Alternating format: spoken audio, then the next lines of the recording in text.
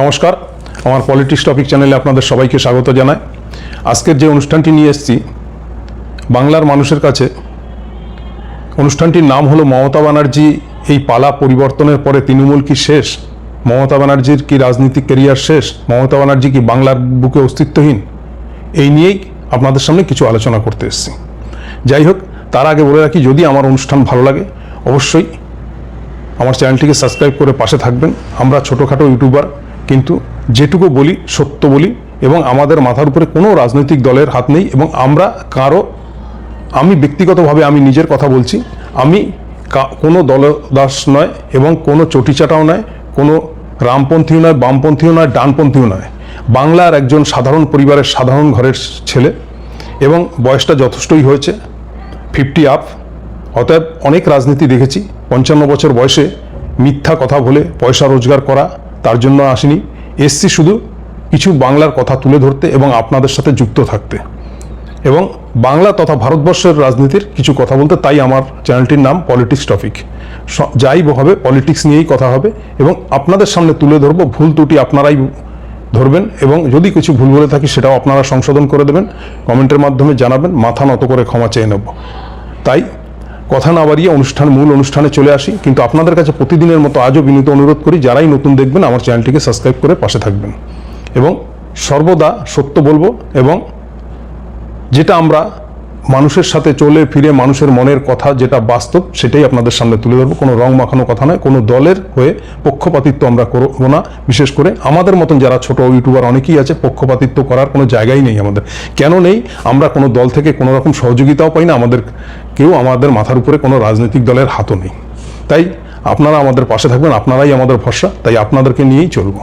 যাক, কথা না বাড়িয়ে চলে আসি। পালা তো পরিবর্তন হলো। পালা বদল হওয়াতে বাংলার রংরূপ সবাই দেখছেন, আমিও দেখছি, আপনারাও দেখছেন। এবারে একটা কথা প্রচলিত আছে, গদি মিডিয়া। এই গদি মিডিয়া কিন্তু সব কিছু দেখাচ্ছে না। কারণ আপনারা জানেন এখন সাংবাদিকরাও, ছোটোখাটো সাংবাদিকরাও একটা ভাতা পাচ্ছে সরকারের থেকে। অতএব তারা সরকার বিরোধী কথা বলবে আর সরকার ভাতা দেবে, এটা তো হতে পারে না। আর বড় বড় চ্যানেলদের কথা বলেই রাখলাম, সেটা আপনারা স্বচক্ষে দেখেছেন। বেলা 12টার আগে 4 তারিখে যে সাংবাদিক চ্যানেলে বসে যে ধরনের কথা বলছিলেন, ঠিক বেলা 12টা বাজতে না বাজতে তার কথাবার্তার ঢং 100 ডিগ্রি ঘুরে গেছে। তাদের প্রতি আপনাদের বিশ্বাসটা আসবে কোথার থেকে? তাই যেটা দেখছেন সংবাদ চ্যানেলে, তাতে 90% জল মেশানো। যদি বলি কেন বলছি এই ধরনের কথা, মমতা ব্যানার্জি এমন একজন কারিশমা, তার কারিশমা তিনি যদি বেঁচে থাকেন তিনি কিন্তু 31 কেন 29ও দেখাবেন, এটা আপনাদের সাথে গ্যারান্টি সহকারে বলতে পারি। এবার যদি বলেন দাদা আপনি কোথার থেকে গ্যারান্টি দিচ্ছেন, গ্যারান্টিটা আমি দিচ্ছি নয়, বাংলার মানুষ দিচ্ছে, ভারতবর্ষের মানুষ দিচ্ছে। তাদের কাছে কান পাতলে তাদের কণ্ঠস্বর আমাদের কাছে বাজে, তাদের হৃদয়ের ভাষা আমরা সংগ্রহ করতে পারি, যা বড় বড় চ্যানেল করতে পারে না। আজকে বড় বড় চ্যানেল নাম করব না, তারা যখন গিয়ে সাধারণ মানুষকে প্রশ্ন করে তাদের সাথে প্রাণ খুলে কথা বলে না, এবং সত্যি কথাটা বলে না। কেননা তাদেরও ভয় লাগে যে কালকের হয়তো আমার ছবিটা টিভিতে দেখিয়ে আমার দিকেই আঙ্গুল তুলবে, হয়তো আমাকেই প্রশাসন কালকে তুলে নিয়ে যাবে। এই ধরনের একটা আতঙ্ক চলছে সারা পশ্চিমবাংলা জুড়ে। এবারে আপনারা দেখছেন সারা দিকে বলছে দুর্নীতি, দুর্নীতি, দুর্নীতি, চোর চোর চোর, তৃণমূল চোর। এখন একটু আমি বলবো না, শর্টে বলছি, যদি একটা কারণ বলতে যাই তো অনেক লাগবে। এখন বালি খাদানে গিয়ে খোঁজ নিয়ে দেখবেন যে পূর্বের সরকার কি করেছে, এই সরকার কি করছে, বালির কতটা দাম বেড়ে গেছে, কি সিস্টেমে বেচাকেনা চলছে। আমি আর বিশেষ কিছু বললাম না, এতে আপনাদের যদি ভরসা থাকে এই কথার উপরে নিজেরা খোঁজ নিয়ে দেখুন। তো বালি, পাথর, কয়লা যাই হোক, এর মধ্যে আপনারা শুনেছেন কেন্দ্রের কয়লা কতটা ঘোটালা হয়েছে। সেখানে তো আর এই রাজ্যের কোনো বিগত রাজ্য সরকারের কেউ নেই। তা সেই যে ঘোটালা হয়েছে তা নিয়ে কিন্তু কোনো মিডিয়া দেখাচ্ছে না। লক্ষ লক্ষ কোটি টাকার ঘোটালা চলছে, 15 লক্ষ কোটি টাকার স্ক্যাম হলো, কোনো খবর নেই, কোনো তা নিয়ে টু শব্দ নেই কোনো মিডিয়া। এই সরকার পরিবর্তনের পর 6-7টা ধর্ষণ হয়ে গেল, নাবালিকা ধর্ষণ এবং গ্যাংরেপ, কোনো তার বিচার নেই। এবং অভয়ার মা যিনি বলেছিলেন আমার শুধু এই প্রতিবাদী হওয়ার জন্য এবং সকল মহিলাদের নিরাপত্তা দেওয়ার জন্য, মহিলাদের সুরক্ষা দেওয়ার জন্যই আজকের আমার রাজনীতিতে অংশগ্রহণ, তাকে আর খুঁজে পাওয়া যাচ্ছে না। যদিও বা এক মিডিয়া খুঁজে পেয়েছে। তিনি কি বলেছেন, বাচ্চা না কাঁদলে মা দুধ দেয় না, যার ব্যথা সে আমার কাছে আসুক জানাক, তারপরে আমি রাস্তায় নামবো কিনা ভাববো। বুঝতে পারছেন, মানুষ বুঝে গেছে তার বক্তব্য যে কাকিমা যা পাওয়া হয়ে গেছে, কাকিমার হয়ে গেছে, কাকিমার ভোলচাল বদলে গেছে, কাকিমার থেকে মানুষের কিন্তু মন উঠে গেছে। কাকিমাকে এই ভেবে কিন্তু মানুষ ভোট দেয়নি, এটা আপনারা বুঝতে পারছেন, আমরাও বুঝতে পারছি। দ্বিতীয় কথা, লক্ষ লক্ষ হকার উচ্ছেদ হয়েছে, তারা কিন্তু এই পরিবর্তনের জন্য ভোট দেয়নি। যারা রেলের জমিতে বসবাস করছিলেন পরিত্যক্ত জঞ্জাল জমিতে, তারা কিন্তু সেই জমি সরকার ব্যবহার করে কোনো ইন্ডাস্ট্রিয়াল কোনো কাজেও লাগাচ্ছেন না, অথচ তাদেরকে দূর দূর করে তাড়িয়ে দিয়েছেন। তারা এই ঝড় বৃষ্টি জলের মধ্যে কোথায় যাবেন, তাদের কোনো পুনর্বাসনের ব্যবস্থা নেই, দীর্ঘ বছর ধরে বসবাস করে আসছে।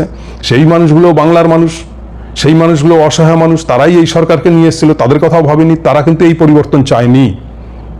দ্বিতীয়ত কথা, রেড রোডে হয়তো 1 ঘন্টা নামাজ পড়তো, আপনি হিন্দু মুসলমান হিন্দুদের খুশি করার জন্য এখন 7 দিন ধরে সেখানে বন্ধ করে যোগা আসন করবেন, এটাও কিন্তু ঠিক নয়। আপনি দিলীপ ঘোষ বলছে বাপের সম্পত্তি নাকি, যারা নামাজ পড়বে তারা পাকিস্তান চলে যাক, তারা বাংলাদেশ চলে যাক। কেন? এখানকার মুসলমানদের কি বাড়িঘর বাংলাদেশে নাকি? এখানকার তাদের কি পাকিস্তানে নাকি?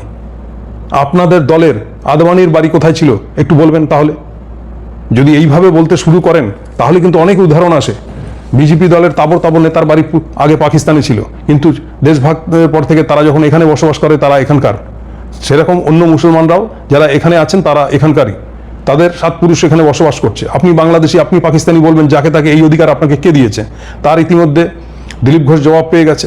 আর এই যে বাংলার বুকে ডিম থেরাপি শুরু হয়েছে, কথায় কথায় ডিম থেরাপি, এই ডিম যারা থেরাপিটা করছেন, যারা গিয়ে বিনা কারণে কাউকে বলছে 2 লাখ দিতে হবে, 5 লাখ দিতে হবে, কান ধরে উদ্ভাস করানো, জামা প্যান্ট খুলে নেওয়া, কাউকে উলঙ্গ করে দেওয়া তার ফ্যামিলির সামনে, এই যে কোমরে দড়ি পরে ঘোরানো, এটা কিন্তু মানুষের দেখতে দেখতে মানুষের পিঠ দেয়ালে ঠেকে যাচ্ছে। এই যে যন্ত্রণা, এই যে জ্বালা, এই যে কষ্ট, মানুষ কিন্তু দেখে ভাববেন না খুশি হচ্ছে। হ্যাঁ, কিছু উন্মাদরা খুশি হচ্ছে, কিছু রামভক্তরা খুশি হচ্ছে, কিন্তু 90% মানুষ কিন্তু ছিছি করছে যে এই পরিবর্তন আমরা চাইনি, এরকম পরিবর্তন। কারণ এই থেরাপি যারা করতে যাচ্ছে, যারা পাথর ছুটছে, যারা ইট ছুটছে, যারা ঘরবাড়ি ভাঙছে, তারা কারা? তাদের চরিত্রও কিন্তু সেখানকার লোকাল মানুষ দেখছে। সেও, তাদের মধ্যেও বহুজন রয়েছে যে তারা সরকার পক্ষে না থেকেও বিরোধী পক্ষে থেকেও তোলাবাজি করেছে, গুন্ডামি করেছে, বদমাশি করেছে, মেয়েদের ইফটিচিং করেছে। আজকে সে জয় শ্রীরামের ধ্বনি দিয়ে কাউকে জামা কাপড় ছিঁড়বে, ডিম থেরাপি করবে, সে কি সাধু? তাহলে যাই হোক না কেন, ঘুরে ফিরে কিন্তু মানুষ সরকারের দিকে আঙ্গুল তুলছে।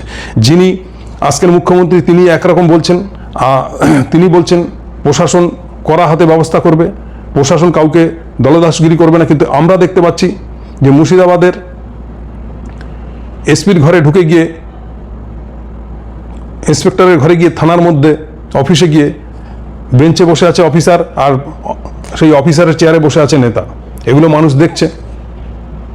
এবং পুলিশ এতটাই দলদাস হয়ে গেছে, পুলিশের সামনে কোনো একজন ব্যক্তি, 10 জন মিলেও না, কোনো একজন ব্যক্তি মিলে গিয়ে কারো প্রতি ডিম ছুটছে, পুলিশ অন্যদিকে তাকিয়ে রয়েছে। কারণ জানে ওটা জয় শ্রীরামের লোক, আমি কিছু বলতে পারবো না, তাহলে আমার চাকরিটা থাকবে কিনা, আমার থেট খেতে হবে কিনা, তারও ভয়। তো এই জিনিস কিন্তু পুলিশ প্রশাসনও চায়নি। কিন্তু এই বিরোধী দলে যখন ছিলেন তখন কিন্তু বলেছিলেন যে মমতা ব্যানার্জির পুলিশ, মমতা ব্যানার্জির পয়সায় মায়না পাও নাকি, দলদাস, অনেক ছোট বড় কথা কিন্তু এই বিগত বিরোধী দল, পুরনো মানে এর পুরনো সরকারের আমলে যিনি বিরোধী দলনেতা ছিলেন তার মুখের অনেক বক্তব্য শুনেছি আমরা। কিন্তু আজকের কিন্তু পশ্চিমবাংলার মানুষ দেখতে পাচ্ছেন কি হচ্ছে চারিদিকে, এটা কিন্তু মানুষ চায়নি। দ্বিতীয় কথা, কর্মসংস্থান। এবার বলবেন কর্মসংস্থান মাত্র সরকারের বয়স 1.5-2 মাস কি কর্মসংস্থান করবে? দেখুন, একটা কথা হচ্ছে আপনি কি কতটা করবেন, কতটা শিল্প আনতে পারবেন, কতটা এই অরাজকতা যে সৃষ্টি করেছেন, শান্তির কোনো বাতাবরণ যেখানে নেই, সেখানে শিল্পপতিরা আপনাকে দেখে শিল্প করতে আসবে না। সরকারটা আপনি চালান, আপনার সরকারের পরিকাঠামো, সেখানকার প্রশাসনিক ব্যবস্থা, রাস্তাঘাট সব কিছু দেখে তারপরে শিল্পপতিরা শিল্প করতে আসবে। তো যে পরিস্থিতি তৈরি হয়েছে, শিল্পপতিরা কোথার থেকে আসবে? কারণ আপনার যিনি গডফাদার, তিনি শুধু আদানি আম্বানিকে নিয়ে পড়ে থাকবে, অন্য শিল্পপতিরা আসবে কোথার থেকে? আদানি আম্বানিকে শুধু পাইয়ে দেওয়া হচ্ছে, সেটাও দেখতে পাচ্ছে। যারা একটু রাজনৈতিক সচেতন তারা দেখতে পাচ্ছে যে কোম্পানিতে আজকে ইডি রেড মারবে, যে কোম্পানি আজকে ইনাম করবে, পরক্ষণই গিয়ে সেই কোম্পানিটা আদানি কিনে নিচ্ছে, মানে পাইয়ে দেওয়া হচ্ছে একরকম প্রেশার করে। এরকম বহু উদাহরণ আছে। 1 টাকার বিনিময়ে হাজার হাজার একর জমি দেওয়া হচ্ছে আদানিকে, অন্য কোনো শিল্পপতিকে না। আদানিকে আমেরিকায় যখন দোষারোপ করেছিলেন, বা আমেরিকা যখন আদানির বিরুদ্ধে ওখানকার যখন আদানি কেস খেতে যাচ্ছিলেন, সেই কেস থেকে কারা বাঁচিয়েছেন, কোন সরকার বাঁচিয়েছেন, কিভাবে বাঁচিয়েছেন, সেটা মানুষ দেখতে পাচ্ছে। আমি শর্টে বললাম, সব খুলে বললাম না, একটু রাজনৈতিক সচেতনরা বুঝতে পারবেন। তো আমেরিকার রাজনীতি যিনি ডোনাল্ড ট্রাম্প আছেন, তিনিও সামনের ইলেকশনে থাকবে কিনা সেটা সন্দেহ আছে, কেননা সেখানকার মানুষ কিন্তু তীতবিরক্ত হয়ে গেছেন ডোনাল্ড ট্রাম্পের উপরে। দ্বিতীয় কথা, আজকে ভারতকে যেভাবে চাপে ফেলে, ভারতের অর্থনৈতিক থেকে শুরু করে ব্যবসা বাণিজ্য যে জায়গায় পৌঁছে দিচ্ছে, এবং একের পর এক ভারতের প্রতি ভারতের জাহাজে মিসাইল ফেলে আঘাত করছে, ভারতীয় জাহাজ হরমুজ প্রণালীতে ধ্বংস করে দিচ্ছে কে? না এদিকে মোদির বন্ধু দেখাচ্ছে, আবার সেই আমেরিকায় ডোনাল্ড ট্রাম্প করছে, আবার ডোনাল্ড ট্রাম্প আবার মোদিকে পাশে বসিয়ে অপমান করছে, মোদি সেখানে হেসে বেড়াচ্ছেন। সারা বিশ্বের মানুষ এই জিনিস দেখতে পাচ্ছে কতটা আত্মনির্ভর ভারত, ভারত কতটা শক্তিশালী, কতটা হুঙ্কার দিতে পারে, বিশ্বগুরু কি চাইছেন সবই দেখতে পাচ্ছেন। এবং এতটাই ঋণে জর্জরিত হয়েছে, এর পূর্বে কোনো প্রধানমন্ত্রী কিন্তু এতটা যে ঋণে জর্জরিত হয়নি। এইবারে একটা কথা বলি, আপনারা বলেছেন যে সোনার বাংলা করবেন, দ্বিতীয়ত কথা দেশের নাম্বার 1 রাজ্য বানাবেন এবং কর্মসংস্থান হবে, যুবক যুবতীদের চাকরি হবে, তার উপর ভরসা করে আপনাদেরকে মানুষ ক্ষমতায় এনেছে। সে ক্ষমতায় আনুন, কেড়ে নিন, যাই করুন না কেন, যেভাবেই হোক সরকার আপনাদের প্রতিষ্ঠিত হয়েছে, মেনে নিতে হবে। গণতন্ত্রের রায়কে মানতেই হবে। মাথা পেতে নিয়ে আমরা সবাই মেনে নিয়েছি বাংলা, কিন্তু কি একটা স্বপ্ন দেখছি যে না কিছু একটা নতুন হবে, নতুন কিছু প্রকল্প আসবে, নতুন কিছু সিস্টেম আসবে, নতুন কিছু কর্মসংস্থান হবে, বাংলার মানুষের মুখে হাসি ফুটবে। কিন্তু শুধু এখানে দেখতে পাচ্ছি হিংসা হিংসা হিংসা, যেটা এয়ারপোর্টে ঘটে গেল। আজকের কিন্তু প্রতিরোধ করেছে তৃণমূলপন্থীরা, যে কিনা আক্রমণ করতে গেছিল, ডিম থেরাপি করতে গেছিল অভিষেক বন্দ্যোপাধ্যায়ের উপরে, সেটা কিন্তু আর করা সম্ভব হয়নি। শুধু চোর চোর চোর ক্লেম। এমনিতেই একটা বিজেপির নামে একটা বড় ক্লেম আছে, যেটা কিন্তু বিজেপি সরকার বুঝতে চাইছে না, সেটা হচ্ছে তাদের মিডিয়া এবং বিজ্ঞাপন। দেখবেন এর আগেও যখন পেট্রোলের দাম হু হু করে বাড়ছে, পেট্রোল পাম্পে গেলেই মোদির বিরাট কাটআউট ছবি লাগানো, সেখানে লাইট জ্বলছে, তার একটা ব্যানার রয়েছে, তিনি একগাল হাসি দিয়ে হাত জোর করে দাঁড়িয়ে রয়েছেন। আচ্ছা, আমি এই ছবিটা দেখলাম, এই ছবি ভারতবর্ষের সব পেট্রোল পাম্পে দিয়ে বিজ্ঞাপন করা হয়েছে, কিন্তু তার জন্য কি কোনো হিন্দু 5 টাকা পেট্রোলে কম পেয়েছে? ব্রেন ওয়াশ করে কিছু মানুষকে কিছুদিন রাখা যায়, কিছু একটা সময় কাটানো যায়, কিন্তু সেই মানুষটাই যখন কর্মহীন হয়ে যায়, তার যখন প্রয়োজন আসে, তার যখন নিজের আঘাত লাগে, সেই মানুষটাই কিন্তু বেঁকে বসে। তাই আজকের যারা জয় শ্রীরাম স্লোগান দিচ্ছে, লম্ফঝম্প করছেন, এদিক সেদিক থেকে হাত মেরে টাকা তুলছেন, সবই আমাদের চোখের উপরে দেখতে পাচ্ছি, ছোটোখাটোগুলো দেখতে পাচ্ছি, আমরা বড় হাতিদের বলতে চাইছি না। এই ছোটোখাটো যারা জয় শ্রীরাম করে তাণ্ডব করছে, তাদের কালচার কিন্তু পূর্বেই এই এলাকার মানুষরা জানে, তারা কোন কালচারের ছিল, তারা কতটা ভদ্র, কতটা সোশ্যাল ওয়ার্ক ছিল, কতটা মানুষের পাশে দাঁড়াতো, তাদের কার্যকলাপগুলো মানুষ দেখেছে। কিন্তু অর্থাৎ তাদের কার্যকলাপের উপরে আজকের দেখছে ডিম থেরাপি। এই জন্য যে বিজেপি সরকারকে বাহবা দেবে, 2031 অব্দি টিকিয়ে রাখবে বা 2031-এর পরে আবার নিয়ে আসবে, এই স্বপ্ন দেখা ভুল। এদিকে 2029-এ সারা ভারতবর্ষে মোদি বিরোধী যা তৈরি হচ্ছে হাওয়া, যা শিক্ষিত সমাজ এবং যুবক যুবতী এবং এই 22 লাখ নিট পরীক্ষার্থীর যে আক্রোশ তৈরি হয়েছে সরকার বিরোধী, তাতে কিন্তু 29 সালে আমাদের চিন্তাধারায়, আমাদের পরিকল্পনায় আমরা কিন্তু দেখতে পাচ্ছি না যে 29-এ আবার মোদিজি সরকার গড়বেন। আর যদি মোদিজি সরকার না গড়তে পারেন, এই যে দেখছেন আজকের বাংলার বুকে যে সরকার, তাসের ঘরের মতন ভেঙে পড়বে। কারণ এখানে যাদের নিয়ে সরকার গড়েছেন, তারা যারা এমএলএ হয়েছেন, তাদের মধ্যে বহু এমএলএ আছে, তাদের কালচার মানুষও জানে। আমি কারো নাম করব না ব্যক্তিগতভাবে, তারা কতটা সভ্য ভদ্র, কিভাবে কথা বলে, মানুষের পাশে কতটা দাঁড়ায়, তারা কতটা ব্যক্তি স্বার্থবাজ, তারা কতটা তোলাবাজ কিনা, সব মানুষ জানে। তাই কারো সম্বন্ধে কিছু বলে নিজের ঘাড়ে দোষ নিচ্ছি না, কারণ আপনাদেরকে সত্যি আমরা ভয় করছি। কারণ একটাই, সত্য কথা বললে একটা জিনিস খুব ভালো হয়েছে পশ্চিমবাংলায়, এই সরকার বিরোধিতা করলেই তাকে যে কোনো হারে কোমরে দড়ি পরিয়ে একটা কাজ করতে পারেন, লক আপ করতে পারেন। এই আতঙ্কটা ঢুকিয়েছেন এই 2 মাসে, এটা একদম 100% করতে পেরেছেন। কিন্তু যারা সাবাসি দিচ্ছে, যারা সত্য কথা বলছে, তাদের পিঠ চাপড়ে এই সরকার, কোনো এমএলএ, কোনো এমপি, এমনকি সরকারের কোনো এক ব্যক্তি পিঠ চাপড়ে সাবাসি দিচ্ছে না এবং বলছে না যে হ্যাঁ সঠিক বলছো, আমাদের এটা শুধরে আগামী দিনে আমাদের সরকারকে স্টে করতে হবে এবং আমাদের নতুন বাংলা গড়তে হবে। এই ধরনের আহ্বান কিন্তু মানুষ দেখতে পাচ্ছে না। আর একটা জিনিস জেনে রাখবেন, 11 সালের পরিবর্তন কিন্তু মানুষ দেখেছে। 11 সাল থেকে এই যে 15 বছর টিকেছে, শুধু জোর জুলুম করে না, তার বহু উদাহরণ আছে, বহু কাজের গল্প আছে, বহু কিছু করেছে। বাংলার যে একটা মাটির রাস্তা ছাড়া কিছু ছিল না, লাইট ছিল না, জল ছিল না, কল ছিল না, বহু কিছু ছিল না। উন্নয়নের কিন্তু বাংলায় মমতা ব্যানার্জি জোয়ার বইয়ে দিয়েছে। হ্যাঁ, একটা জিনিস হয়তো করতে পারেনি, সেই অর্থে শিল্প, সেই অর্থে চাকরির ব্যবস্থা করতে পারেনি। দুর্নীতিও তার সাথে কিছু হয়েছে, কিন্তু বিজ্ঞাপনে যতটা দুর্নীতি দেখানো হচ্ছে, 80% কিন্তু বাড়িয়ে বলা হচ্ছে দুর্নীতি। যে দুর্নীতিটা হচ্ছে 20%, সেটাকে 100% দেখানো হচ্ছে। সেখানে কিন্তু অনেক মিথ্যা প্রচার হয়েছে। যাই হোক, এইবার আসি মমতা ব্যানার্জির কথায়। মমতা ব্যানার্জি হয়তো আগামী দিনে যে উপনির্বাচন হতে যাচ্ছে বসিরহাট লোকসভা, সেখানে হয়তো প্রার্থী হতে পারেন। আর যদি প্রার্থী হন, আশা করা যায়, আমাদের অ্যানালাইসিস বলে তিনি জিততেও পারেন যদি সঠিকভাবে ভোট হয়, সঠিকভাবে ভোট গণনা হয়। এই একটা কথা গেল। আর দ্বিতীয়ত কথা, এই সরকার ভেঙে যারা ঋতব্রতর পিছনে ছুটছেন, বিরোধী দলনেতা সাজছেন, যাই কিছু করুক না কেন, মানুষ কিন্তু এটা ভালোভাবে নেয়নি। না বিজেপি সমর্থকরা নিয়েছে, না বাংলার মানুষ সমর্থক না। আর যারা গেছেন তাদের কিন্তু রাজনীতিক এর মোমবাতি অলরেডি নিভে গেছে, তাদের আর মার্কেটে খুঁজে পাওয়া যাবে না। এবার আসি মমতা ব্যানার্জির কথায়। এই মমতা ব্যানার্জির এখনও রাস্তায় নামলে মানুষ কিন্তু তার পিছনে ঢল দেবে, এটা জেনে রাখবেন। দ্বিতীয় কথা, মমতা ব্যানার্জি কিন্তু পশ্চিমবাংলার একটা ব্র্যান্ড, সেই ব্র্যান্ডের ধারে কাছে কিন্তু বিজেপির কোনো নেতা নেত্রী নেই, এটা মেনে নিতেই হবে। দ্বিতীয়ত কথা হচ্ছে, সরকার চালানো কিন্তু শুধু হম্বরতম্বর ডায়লগ দিলাম, ওই দিলীপ ঘোষের মতন কাটবো ছিড়বো পুঁতে দেবো, এইসব ডায়লগ দিয়ে সরকার চালানো যায় না। সবশেষে কিন্তু মানুষ দেখে আমি কি পেলাম, সেই পেলাম জায়গাটা পূর্ণ না করতে পারলে কিন্তু সরকার টেকানো মুশকিল আছে। এবং মমতা ব্যানার্জি পিছনে আজকে যারা দেখছেন হাত ছেড়ে চলে গেছেন, সময়কালে পরিস্থিতিটা এমনই হবে, ঘুরে ফিরে কিন্তু সেই আবার মমতা ব্যানার্জির দিকেই ঘুরে আসবে।